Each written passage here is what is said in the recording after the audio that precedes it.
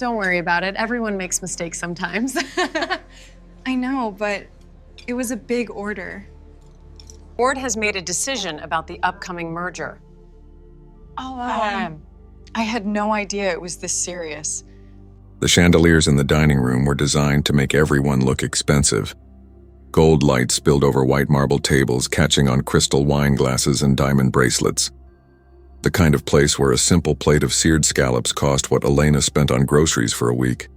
She tightened her grip on the silver tray, balancing champagne flutes with the practiced stillness of someone who'd carried heavier burdens.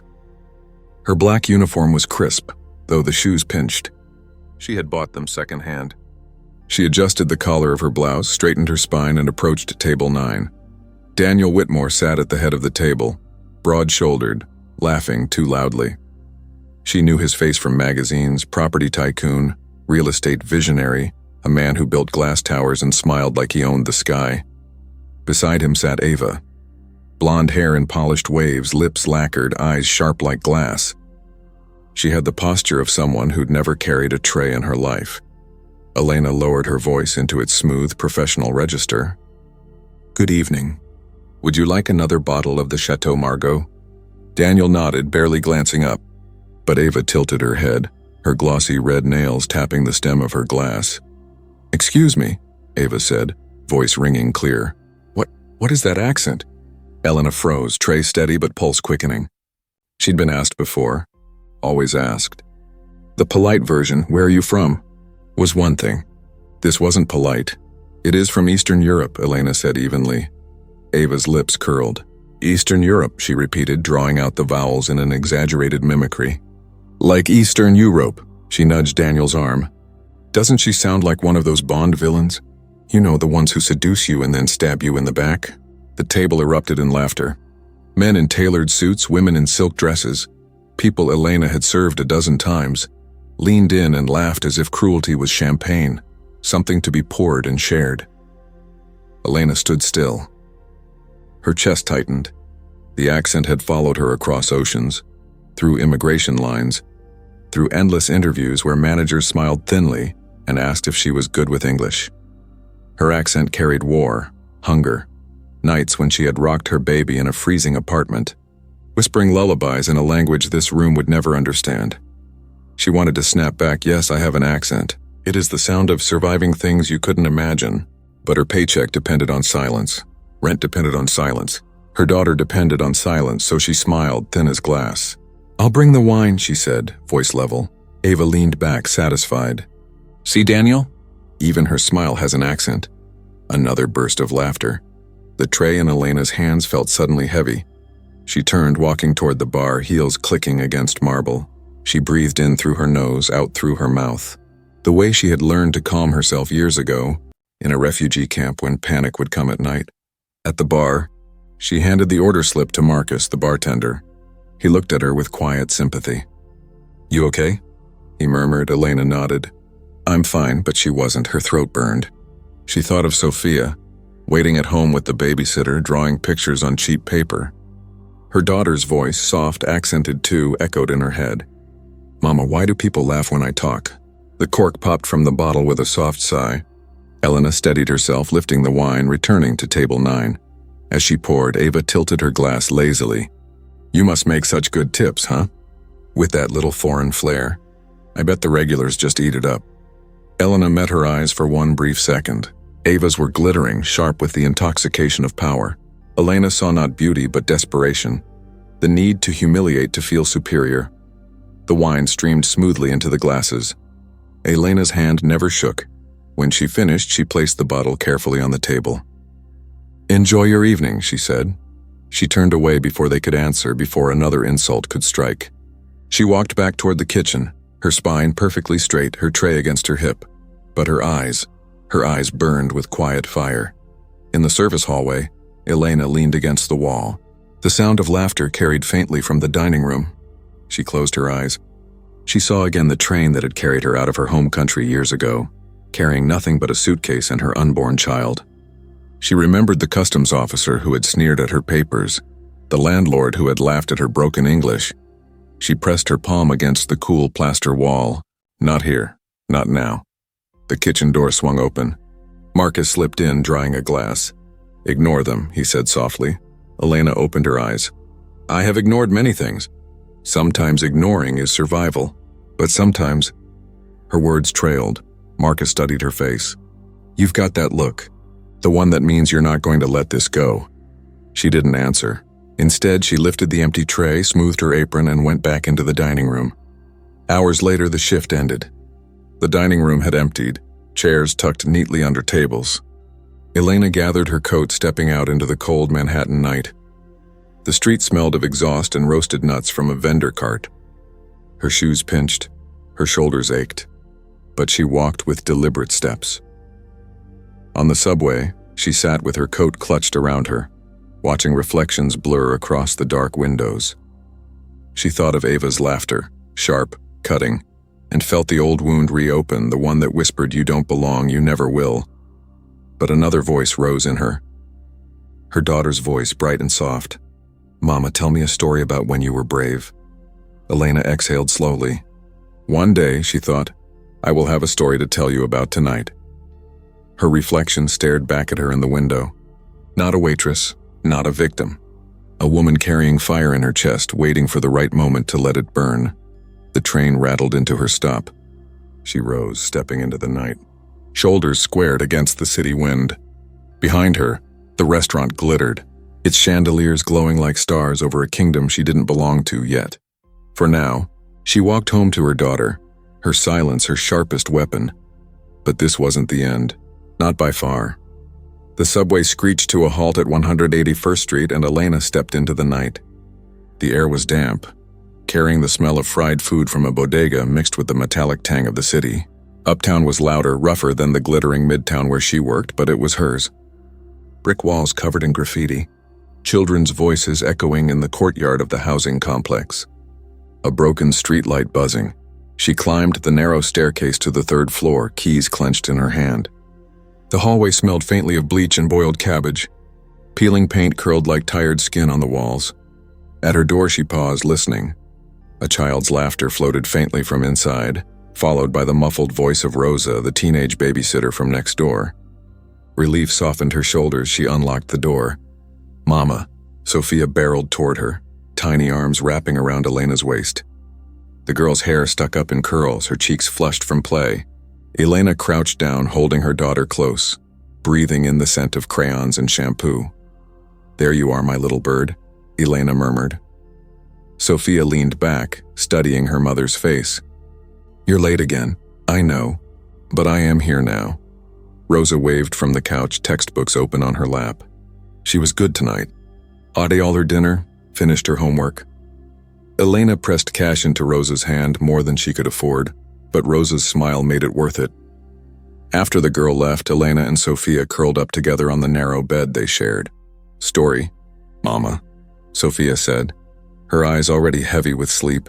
Elena brushed a strand of hair from her daughter's forehead. She hesitated. There were so many stories inside her, stories of gunfire, of frozen nights in train stations, of hunger so sharp it gnawed the bones. But those weren't the stories a 6-year-old needed. So she began softly, voice steady. Once upon a time, there was a bird who had to leave her nest because the forest was burning. She flew far, far away, carrying her egg under her wing. Many storms tried to break her, but she kept flying. And when she thought she could fly no longer, the egg hatched and a little bird was born, and that gave the mother bird new wings. Sophia smiled, eyes drifting shut. "The little bird is me." "Yes," Elena whispered. "And the mother bird will always protect you." She waited until Sophia's breathing deepened, then carefully slid off the bed. In the kitchen, the silence was sharp.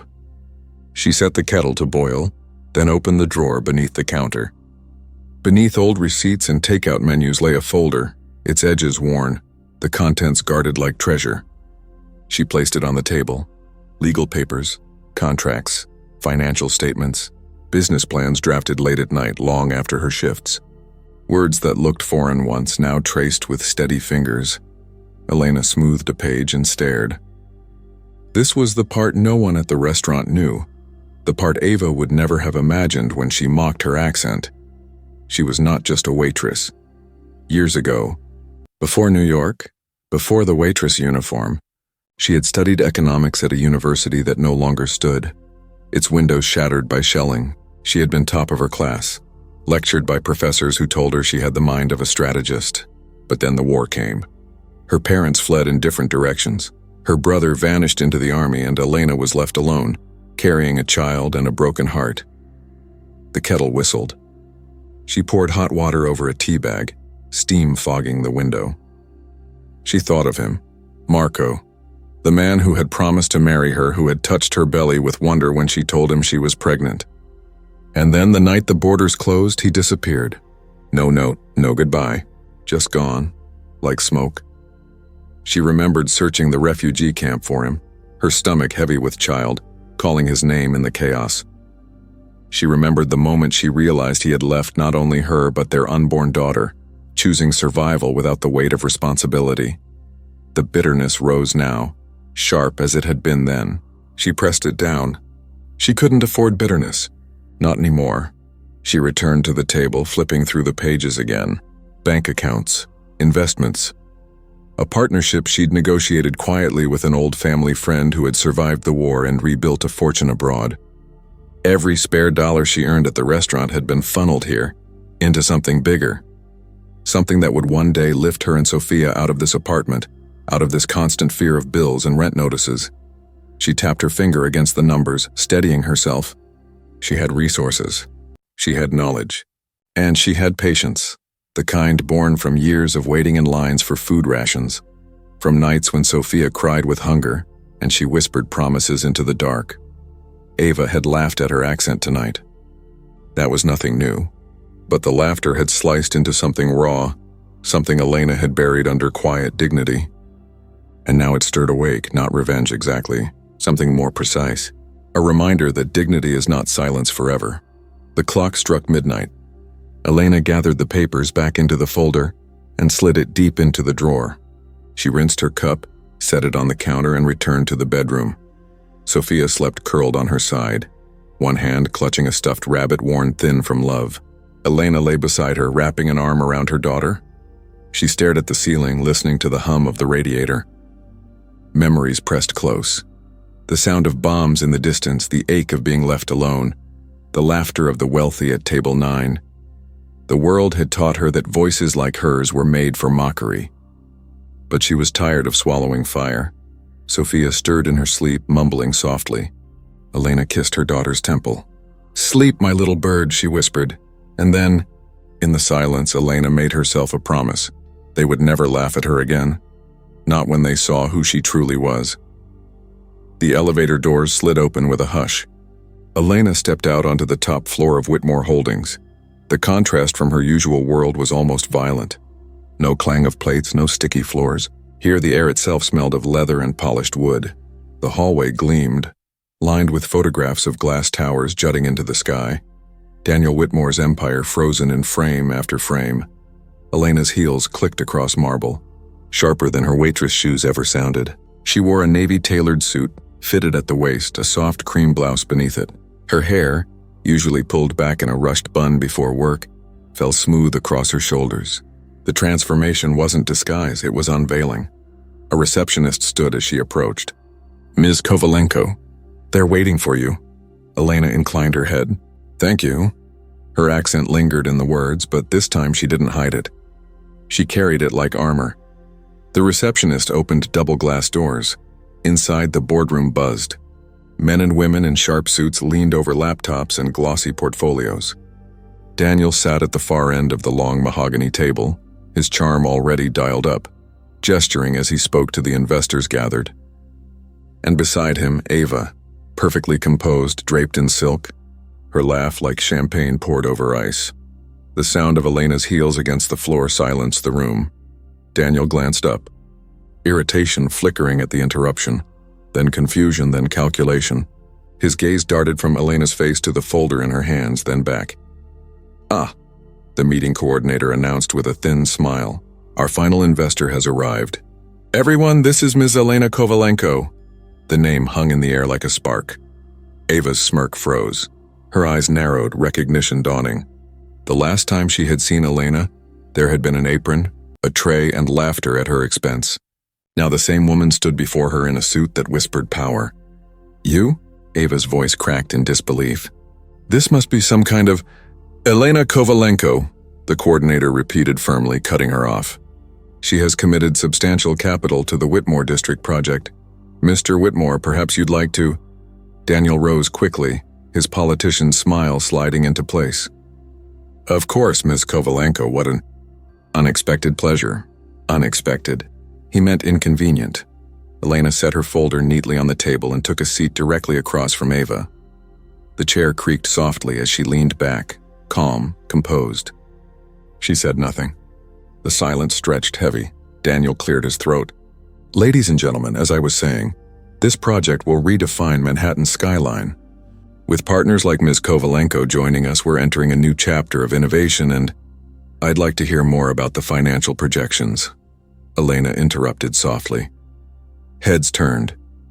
Investors straightened. Her voice was measured, steady. The accent that had been mocked the night before wrapped itself around her words with quiet authority. She did not rush, did not fumble. Every syllable was deliberate. Daniel blinked. Of course. As you can see, we're anticipating… Elena opened her folder, flipping through the glossy printouts. These estimates assume a 20% rise in occupancy within 2 years. Yet the downtown vacancy rate has risen for 3 consecutive quarters. How do you justify that optimism? The room stilled. Daniel's smile faltered. He launched into numbers, jargon, practiced reassurances. Elena listened, head tilted slightly as if weighing each word. When he finished, she offered a polite nod but no smile. It was Ava who broke the tension. She leaned forward, lips painted into a dagger of a grin. You know, this is just surreal. To see you here, Elena. What was it, 24 hours ago you were pouring our wine? And now, sitting here as though… She trailed off, chuckling as though the absurdity explained itself. A ripple of uneasy laughter spread around the table. Elena turned to Ava, eyes calm, unblinking. Yes, she said quietly. Life changes quickly. One day you are serving the wine. The next you own the vineyard. The silence that followed was electric. Ava's smile twitched, faltered. Daniel shot her a warning glance, but she bristled under it, folding her arms. An older investor cleared his throat. Ms. Kovalenko, you raise a valid point about vacancy rates. Perhaps you'd be willing to share your perspective on how to mitigate the risk? Elena inclined her head. With pleasure. She spoke then of market patterns, of strategies she had studied long after Sophia fell asleep, of opportunities overlooked by men too confident in their towers of glass. Her words were precise, backed by research. She did not oversell. She guided, steady as a compass. The boardroom listened. They leaned in. Daniel, for the first time, was no longer leading but reacting, forced to adjust his pitch to keep pace with her insights. And Ava sat rigid, her painted nails tapping furiously against the table, the sound like an impatient metronome marking the end of her control. Elena closed her folder. I look forward to seeing how the numbers align in reality. For now, my commitment stands, conditional upon transparent accounting and quarterly reviews. Conditional. The word cut sharper than any refusal. The meeting coordinator nodded briskly. Noted? Daniel forced a smile, but the tightness around his eyes betrayed him. Excellent. I think that concludes our discussion for today. Chairs scraped, papers shuffled. Investors murmured, their gazes lingering on Elena with new respect, curiosity, and a touch of unease. As they filed out, Ava lingered, her expression hard. When the door shut behind the last investor, she turned on Elena. What game are you playing? She hissed. Elena stood, smoothing her suit jacket. She met Ava's glare with steady eyes. Not a game. A business. Ava stepped closer, voice low and venomous. You think you belong here? You think you can humiliate me? I didn't humiliate you. Elena cut in softly. You did that yourself. Daniel's voice snapped through the tension. Enough, Ava, she spun on him. You can't be serious, she's a waitress. Daniel's jaw tightened. She's an investor. And unless you want to cost me this deal, you'll show some respect. Ava's mouth fell open, fury flashing in her eyes. But she said nothing. Elena gathered her folder, walked to the door, and paused. Without turning, she said, You mocked my accent last night. But accents are like fingerprints. They tell the story of where we come from. I wear mine with pride. Perhaps you should try wearing yours with less shame. And then she left. the echo of her heels following her down the marble hallway. Behind her, silence reigned in the boardroom. The power had shifted, and Elena knew it was only the beginning. The morning sun struck the glass facade of Whitmore Holdings like a spotlight, but inside Daniel's penthouse the air was brittle with tension. Ava paced barefoot across the polished floor, silk robe trailing, espresso cup clutched in her hand like a weapon. Daniel sat at the breakfast bar, jaw tight, scrolling through headlines on his tablet. Every financial blog had picked up the investor meeting. Mysterious. Eastern European backer joins Whitmore. Project. Fresh face shakes up Manhattan real estate. Not one mentioned Ava's name. She humiliated me, Ava hissed, in front of everyone. The way she looked at me like I was dirt under her heel. Daniel didn't look up. You gave her the opening, Ava. You mocked her. In front of half my board. What the hell did you expect? I expected you to defend me, Ava snapped. Instead, you let her sit there like some queen while everyone hung on her every broken English word. Daniel's tablet clattered onto the counter. He finally met her eyes. Listen to me. Kovalenko is dangerous. She's smart, she has capital, and she's already making my people question me. If I lose her investment, this project falls apart. Do you understand? Ava blinked. So what, you want me to grovel to her? Yes, his tone was ice. You will apologize. Ava laughed, sharp and cruel. You want me to crawl to some waitress with a fake accent and pretend she's my equal? Daniel's silence was sharper than any insult. He turned back to his tablet, dismissing her.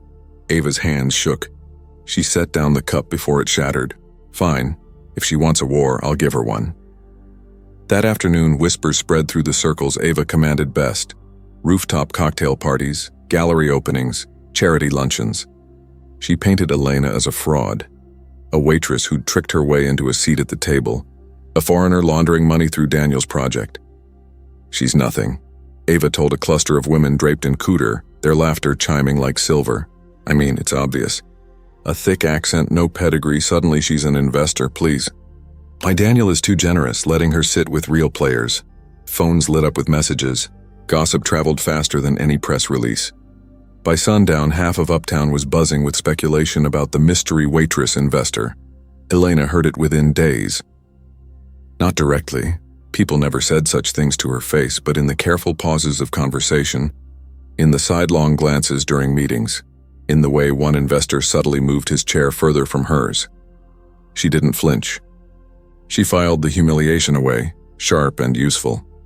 Late one night, after putting Sophia to bed, she sat at her small kitchen table with her laptop open. Numbers glowed across the screen. Project budgets, expense reports, invoices. Documents Daniel had forwarded, assuming she would skim them like a polite investor. But Elena read every line. She noticed discrepancies. The same vendor name appearing twice with different payment amounts, consulting fees funneled into shell companies. At first it looked like sloppiness. Then a pattern emerged. Money was bleeding out of Whitmore Holdings in deliberate trickles.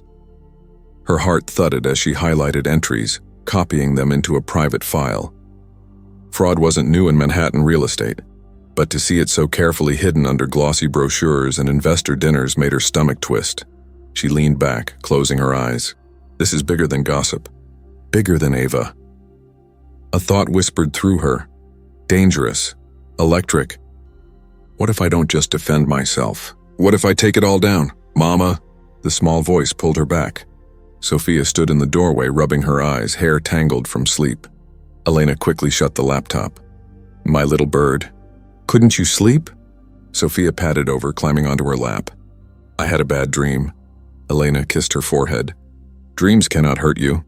But people can, Sophia murmured, like the ones who laugh at you. Elena froze.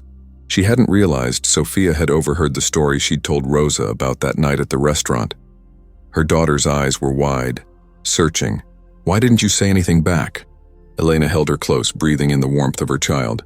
Because sometimes silence is the sharpest knife. When you are quiet, people do not know how deep you are cutting. Sophia thought about this, then nestled against her mother's chest. I want to be quiet too. Elena's throat tightened. No, my love.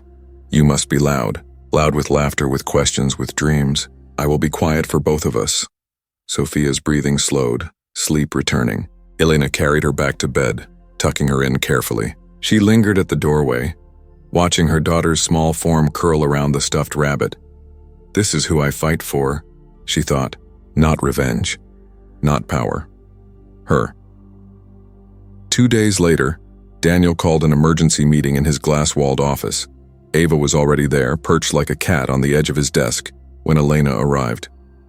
She wore another tailored suit, charcoal this time, crisp lines cutting against the softness of her expression. She walked in silently, folder under her arm. Daniel gestured stiffly. "Elena, sit," she did. Ava didn't. She folded her arms, a smirk plastered on her lips. Daniel exhaled sharply. "There's been chatter about you. People questioning your legitimacy. I trust you understand how fragile reputation can be in this business." Elena met his gaze evenly. "I understand very well." He nodded, relieved at her calm. "Good. Then you'll appreciate my position. I need unity, confidence, if this gossip spreads further." "It already has," Ava interrupted smoothly. "Darling, you can't seriously think we should keep her. It's embarrassing. People are laughing at you, at us. She doesn't belong here." Elena turned her head slowly toward her. "You've been busy." Ava's smirk widened. "I told you, you don't fit. This isn't your world, sweetheart, no matter how many secondhand suits you put on." For a moment, silence reigned. Daniel shifted uncomfortably, torn between damage control and Ava's venom. Then Elena laid her folder on the desk and opened it. "I was reviewing the expense reports," she said quietly. "There are inconsistencies. Payments to shell corporations. Duplicate vendor invoices. Someone is siphoning money from the project." Daniel stiffened. "What are you suggesting?" Elena slid a page forward, tapping the highlighted lines. "I am not suggesting. I am showing you. The evidence is here. If regulators see this, they will dismantle everything you have built." Ava's smirk faltered. Daniel's face darkened. He skimmed the papers, jaw clenching. "How did you find this?" Elena's voice was steady. "I read, carefully." The silence that followed was thick with shifting power. Ava opened her mouth, then closed it again, for once without words. Daniel finally set the papers down. His tone was low, measured, but the tremor beneath betrayed him. "This stays in this room. Do you understand?" Elena stood, collecting her folder.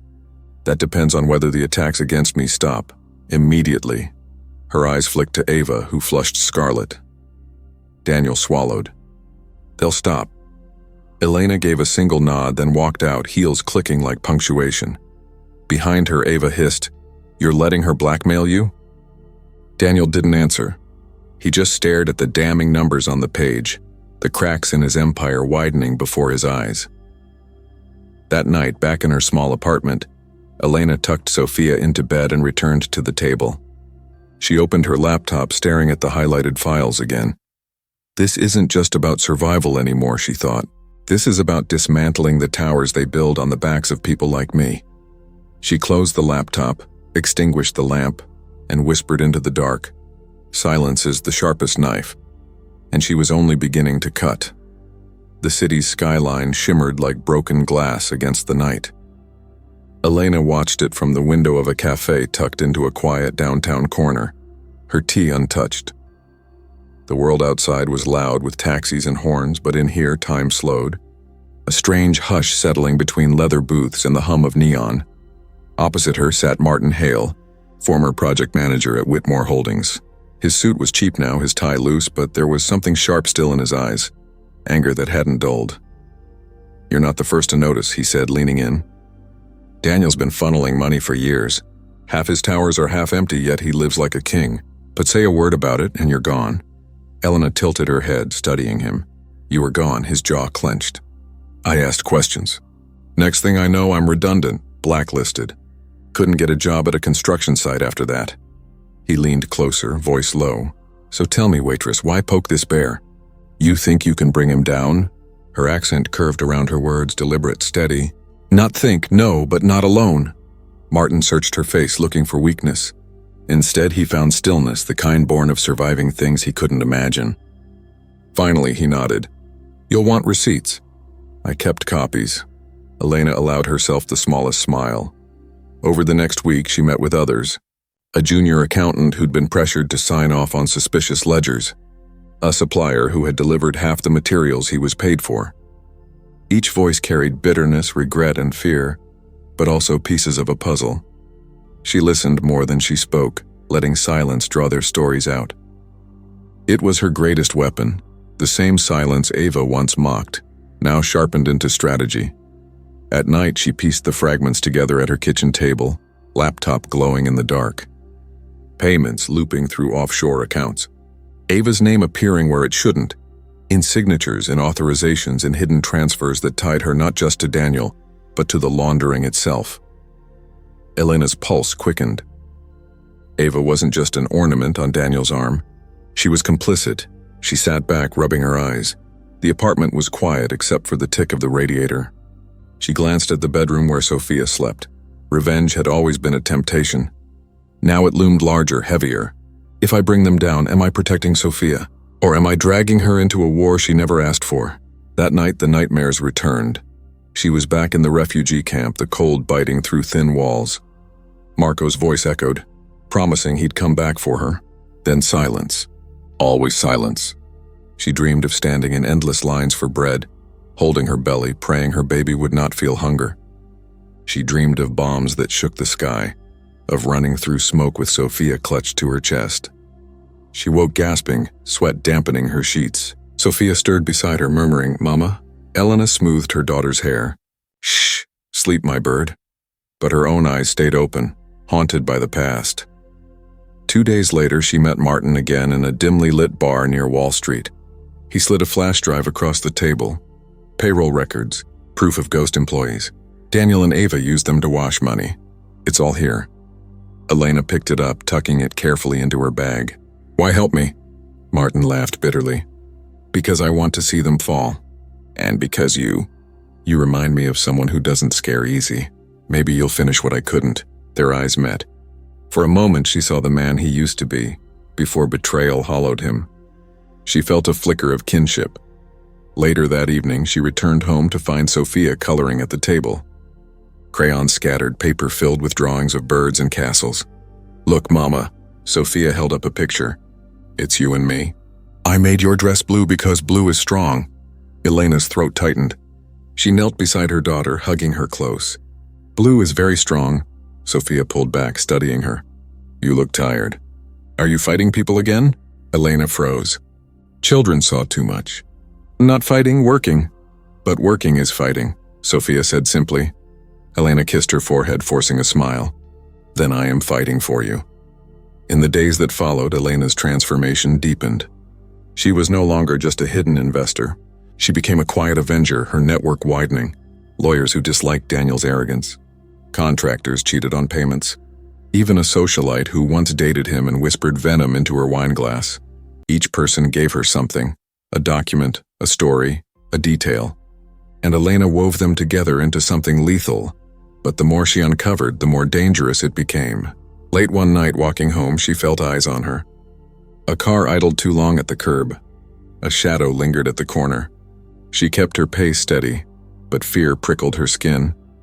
At home, she double-locked the door, hugging Sophia tightly before bed. If I step further, there may be no way back, she thought. But if I stop now, they win again. One evening, Elena met with Martin and the junior accountant in a basement cafe where no one cared who sat in the corner.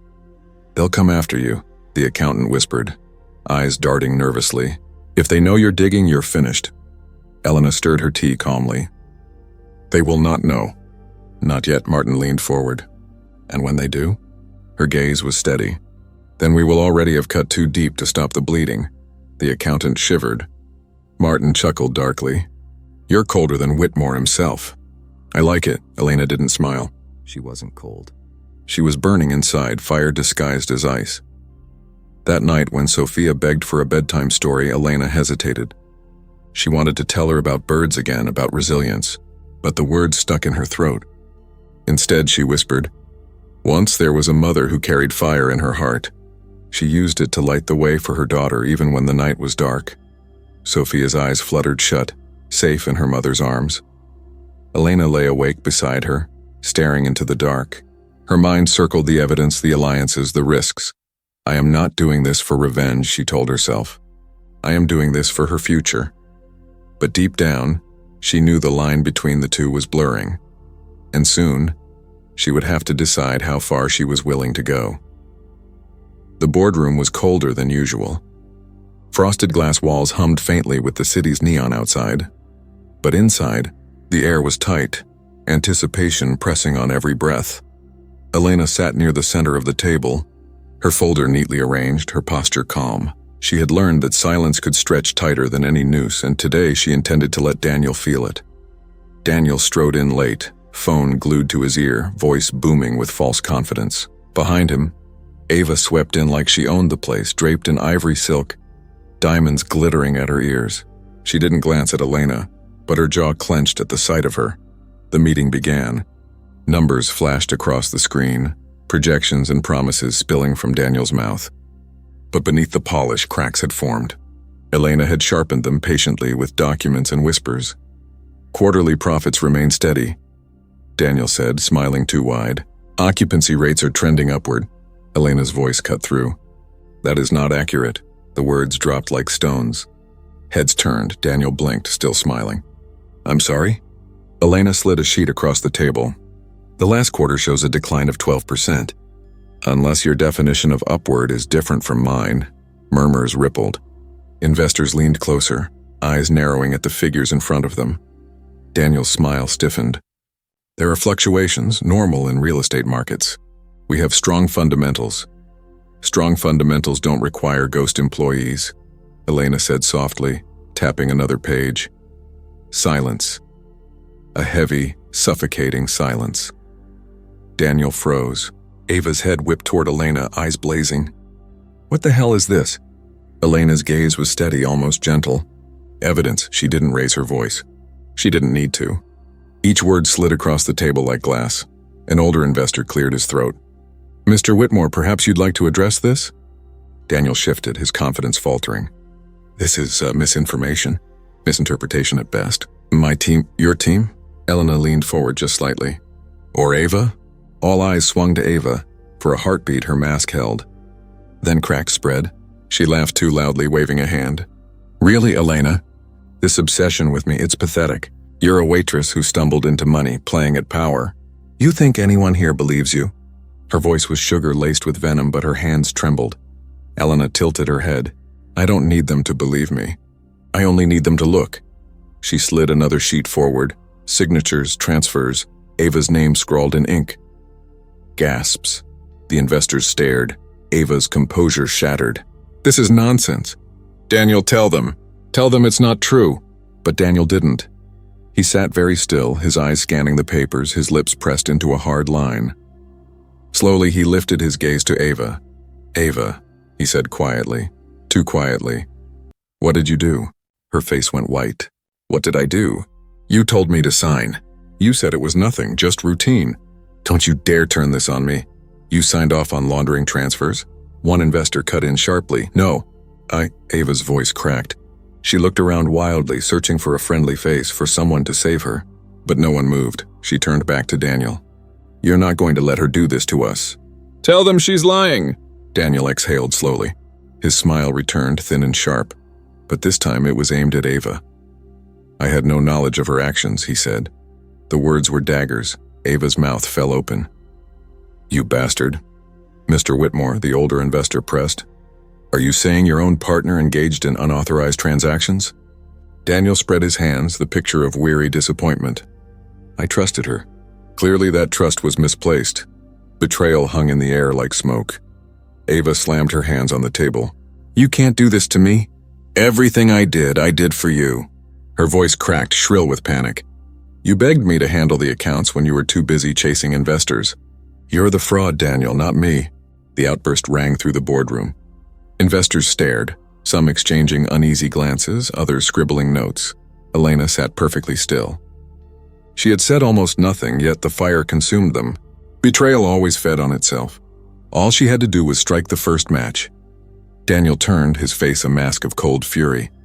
You're hysterical, and you've just destroyed what little credibility you had. Ava looked at him, eyes wide, realization dawning. She had always believed Daniel would protect her, that her beauty and charm would shield her. But now, in front of money and power, she was disposable. Her voice dropped to a whisper. "You're really leaving me to burn?" Daniel didn't answer. He didn't need to. The investors leaned back, murmuring among themselves. Some shook their heads. Others avoided eye contact altogether. Ava's chair scraped back violently. She stood trembling with rage. "You'll regret this," she hissed at Daniel. Then she spun toward Elena. "And you don't think this is over? You think you've won, but you don't know who you're dealing with." Elena's eyes softened, almost pitying. "I know exactly who I'm dealing with." Ava's breath hitched, fury choking her before she stormed out, the door slamming behind her. The room exhaled as one. Daniel straightened his tie, forcing a smile. "Now where were we?" But the spell had broken. Investors exchanged wary looks. Their golden boy had cracked, his empire suddenly unsteady. Elena leaned back in her chair, hands folded. She said nothing more. She didn't need to, because she understood something Daniel and Ava never did. Sometimes silence is the sharpest knife. And tonight, it had cut deep. The first sign came in whispers. Daniel's office assistants felt it before they saw it. The way phones began ringing off the hook, the subtle tightening in their boss's voice as he snapped orders. But by then, it was already too late. At precisely 9:14 a.m., the glass doors of Whitmore Holdings shattered open with the force of law. Federal agents poured in, dark jackets, badges gleaming, voices sharp. "FBI. Nobody move!" Papers rustled, chairs scraped. A secretary shrieked as men in suits swept through the gleaming lobby. Agents moved in practiced formation, sealing exits, confiscating laptops, ordering staff against the walls. In his corner office, Daniel froze mid-sentence, phone pressed to his ear. His reflection stared back at him from the floor-to-ceiling windows, but for the first time it looked small. "What the hell is this?" he demanded as two agents entered. "Daniel Whitmore," one intoned. "You're under arrest for fraud, money laundering, and conspiracy." Daniel's hand twitched, almost reaching for his cufflinks as if he could polish the moment away. But when the cuffs clicked, his face hardened into something colder, tighter, like a mask cracking. Across the city, Ava was drunk on laughter and champagne. The rooftop party glittered above Manhattan, strings of golden light swaying in the breeze. Ava stood near the edge, a glass raised high, her silk dress catching the glow. Around her, socialites and influencers clinked flutes, oblivious to the storm descending. "Cheers to survival," she toasted, her laugh slicing through the night. But then came the shouts. Heavy boots pounded against the rooftop tiles. "Police!" "Step away." Gasps scattered like broken glass. Guests froze, cameras whipped out instinctively. This was New York, after all, where scandal was currency. Ava blinked, still swaying, wine dripping from her hand. What is this?" Officers surged forward. Hands grabbed her wrists, pulling her arms behind her back. Cold metal bit her skin. "No. You can't do this. I'm Ava Kingsley." "I'm not," she twisted, mascara streaking. "Daniel, where's Daniel?" The crowd whispered, filmed, tweeted. Ava's screams rose higher, slurred with panic. "You don't understand. This is a mistake." But the mistake was already being broadcast live. Dozens of phones streaming her humiliation in real time. And someone, somewhere, recognized her voice from a viral clip. The one where she had mocked a waitress's accent at a luxury restaurant. That video resurfaced within minutes, paired cruelly with the sight of her in cuffs. The woman who once laughed at another's shame was now consumed by her own. Outside the courthouse, the press swarmed like vultures. Cameras flashed, questions screamed, microphones thrust into every possible angle. Daniel was marched up the steps first, his jaw tight, eyes forward. His tailored suit looked less like armor now, more like a costume. Ava followed, stumbling in heels, her sobs drowned out by reporters shouting her name. Her image, glamorous, cruel, untouchable, was gone. What remained was raw, desperate. "Did you know about the laundering, Ava? Do you regret mocking that waitress? Are you and Daniel both going down?" Each question struck harder than the last, a feeding frenzy of shame. On the sidewalk across the street, Elena stood in the shadows, Sophia's small hand curled into hers. She didn't move, didn't step closer. The chaos unfolded across the way, cameras flashing like lightning. Daniel's empire was crumbling, Ava's mask was shredded, and the city finally saw them as they truly were. Sophia tugged on her hand. "Mama, why are they yelling?" Elena knelt down, meeting her daughter's wide eyes. The courthouse loomed behind them, its steps now a stage of disgrace. "They're paying for what they did," Elena said softly. Sophia frowned. "Did you make it happen?" Elena hesitated. How to explain justice without admitting vengeance? How to explain silence used as a knife? She brushed a curl from Sophia's face. Sometimes people hurt others because they think no one will ever stop them. But someone always can, even if it takes time. Sophia thought about this, nodding slowly. "Like you stopped them?" Elena's chest tightened. She wanted to say yes, to claim the victory. But her voice faltered. "I helped the truth come out. That is all." The courthouse doors banged shut behind the arrested pair. The noise of reporters swelled, stories already racing toward front pages and screens. Elena straightened, holding Sophia's hand tighter.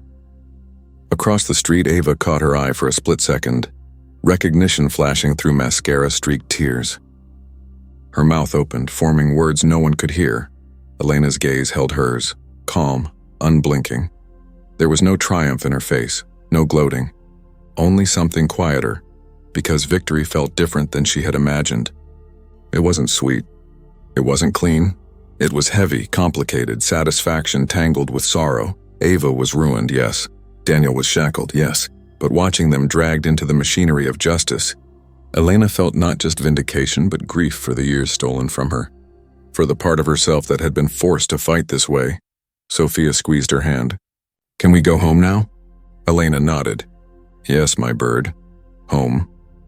They turned away from the noise, slipping back into the anonymity of the crowd.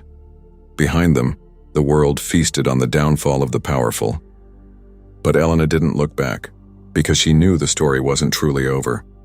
Not yet. The courtroom smelled of wood polish and nerves. Heavy oak benches lined the chamber, while cameras buzzed faintly outside in the hallway, hungry for scraps of scandal. Elena sat at the witness stand, hands folded neatly in her lap. Her palms were damp, but her face betrayed nothing. She had trained herself to hold steady under fire long before she ever stepped into this room.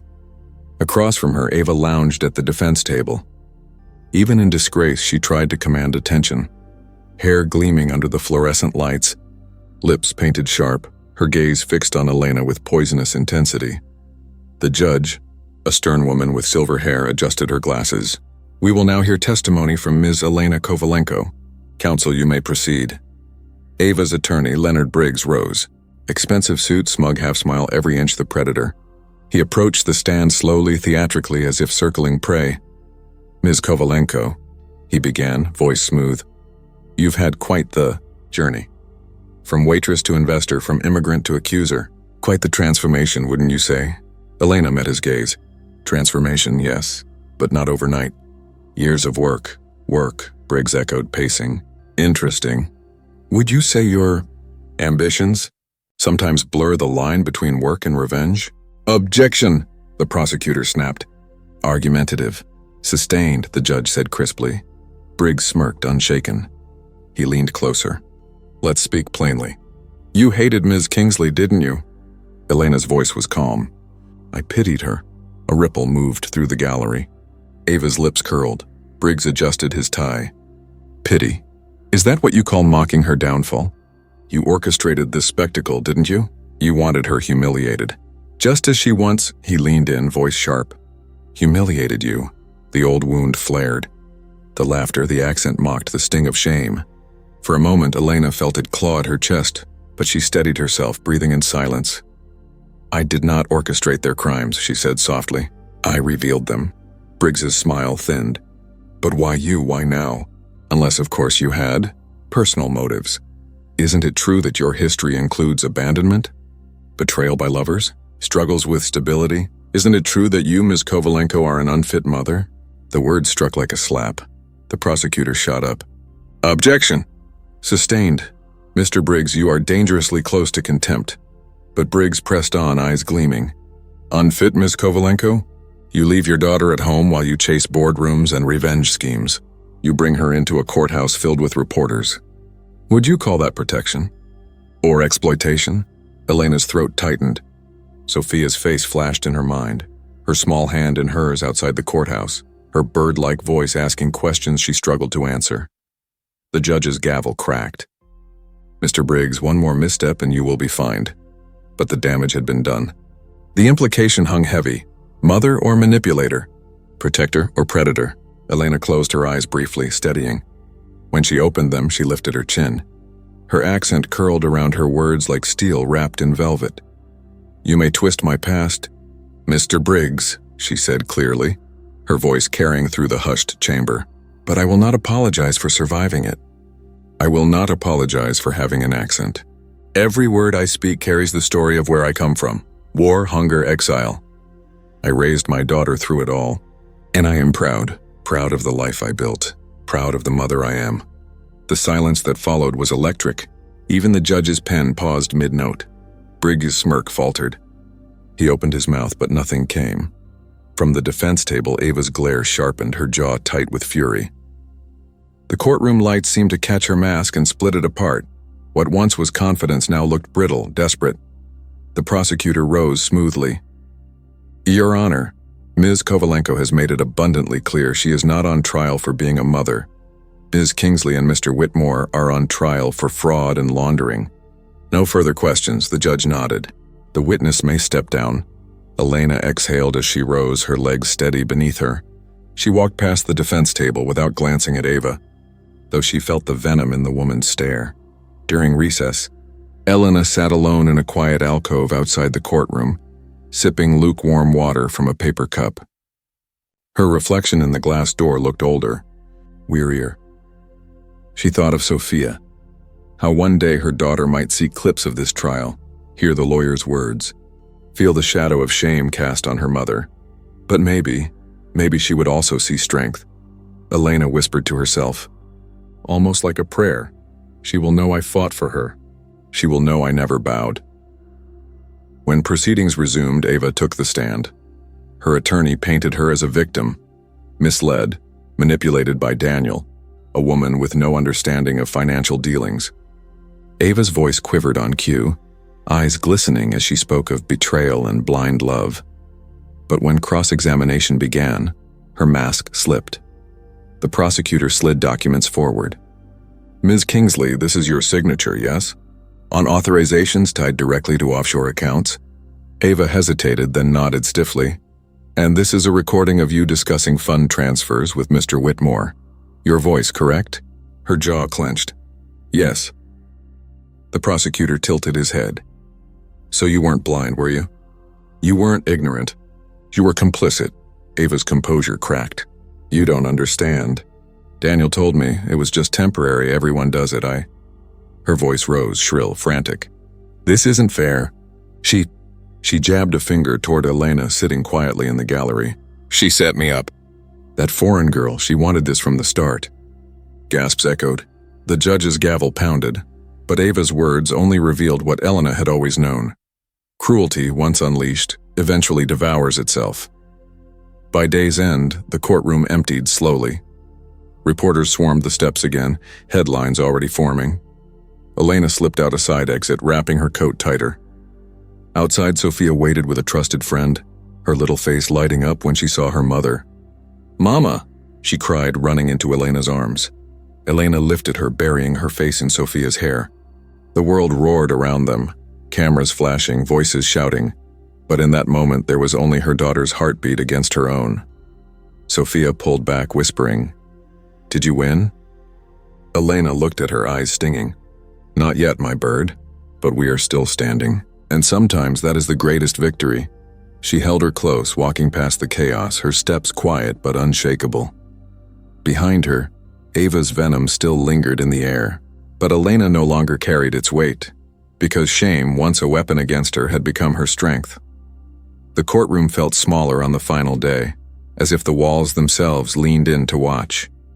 Every seat was filled, reporters crammed into the gallery, pencils scratching, cameras waiting outside like wolves. Elena sat in the second row, Sophia's drawing folded neatly in her pocket. A bird in flight colored in blue. Blue is strong, Sophia had told her.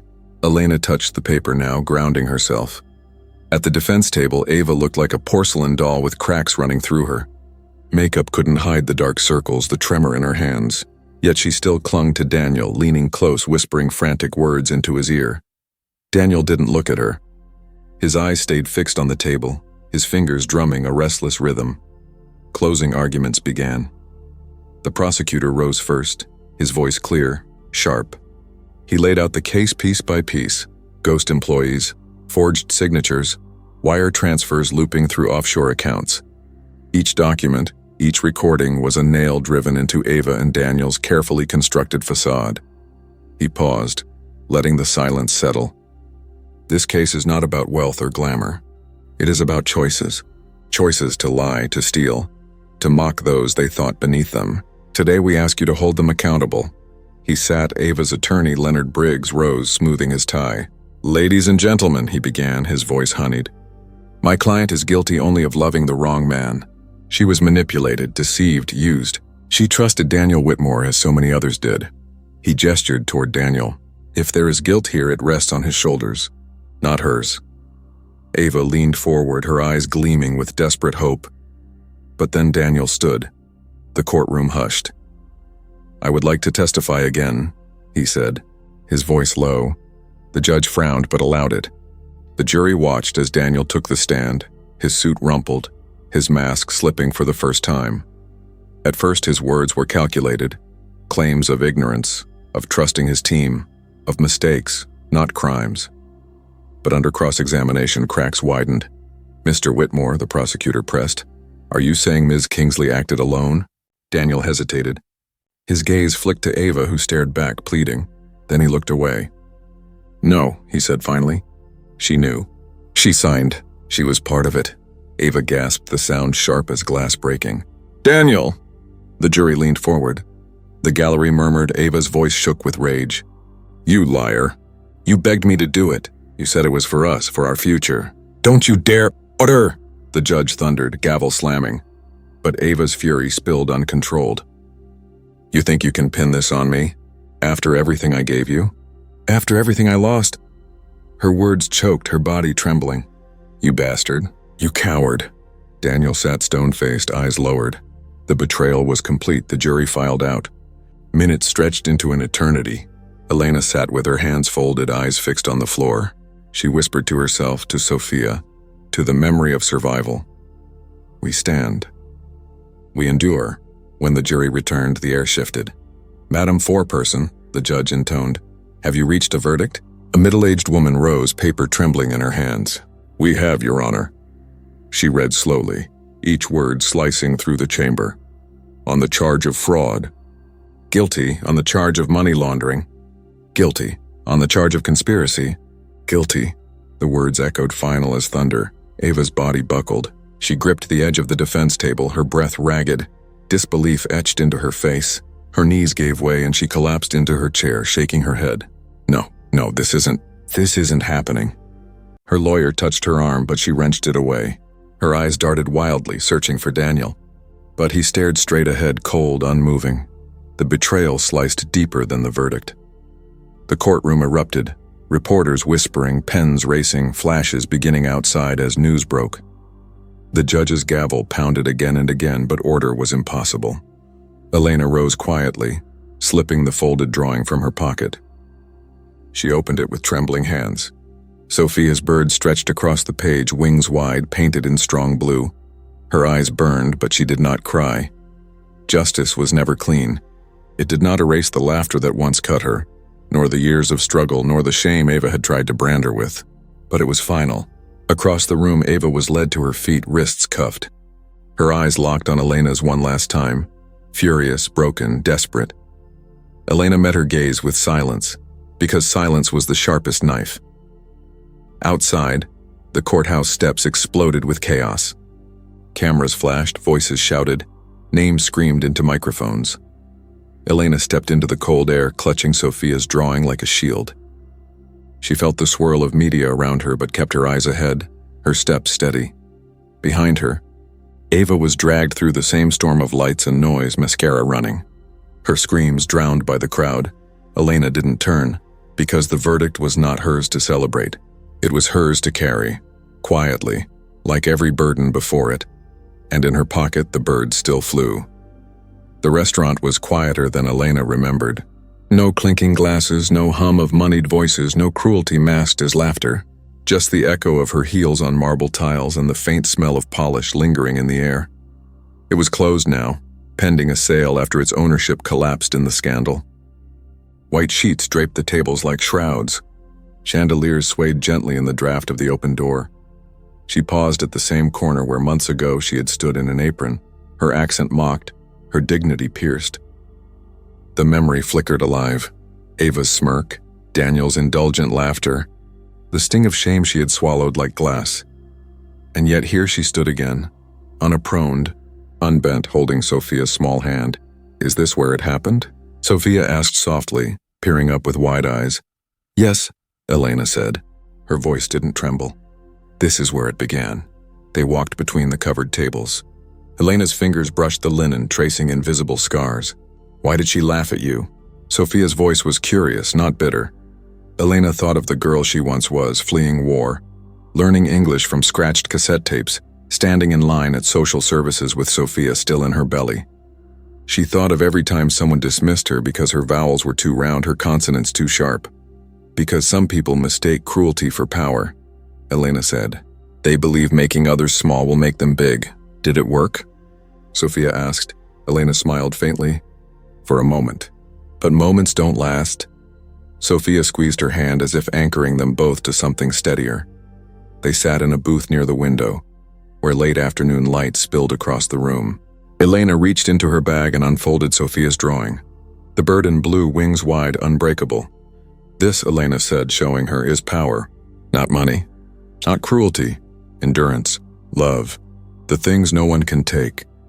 Sophia studied it, nodding with solemn gravity only children could carry. So, we won, right? Elena looked out the window.